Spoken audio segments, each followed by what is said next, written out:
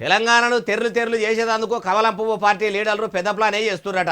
ఉదికు షెయి సర్కారు ఏలుబడిలకు వచ్చి రాష్ట్రాన్ని మొత్తం ఆగమాగం చందన చేస్తుందని కమలయ్యలు కథలుగా చెప్తుంటే ఇప్పుడు భారతీయ జనతా పార్టీ ఆగం చేయబోతున్నదని ఎవరన్నారే బాలన్న అంటారా?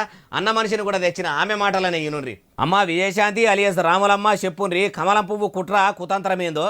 బీజేపీ ఏం చేయబోతుందంటే నెక్స్ట్ స్టెప్ ఏ తెలంగాణ వ్యతిరేకించిన శక్తులు ఉన్నారో వాళ్ళందరినీ మొత్తం దింపబోతున్నారు తెలంగాణలో. అగో తెలంగాణ వ్యతిరేక శక్తులు ఎవరు ఉన్నారు మరి? దించి ఏం చేస్తారు మేడం? ఆ ముచ్చట కూడా మొత్తం చెప్పుర్రి. మళ్ళీ బ్యాక్ టు స్క్వేర్ వన్ ని తెలంగాణ తీసుకురాబోతున్నారంటే వాళ్ళ పెత్తనం ఉండాలి వ్యతిరేకించిన శక్తుల్ని. ఏలుబడిలో ఉన్నది మీ షెయి పార్టీ కదా, మరి తెచ్చుకొని ఏం చేస్తారు మేడము?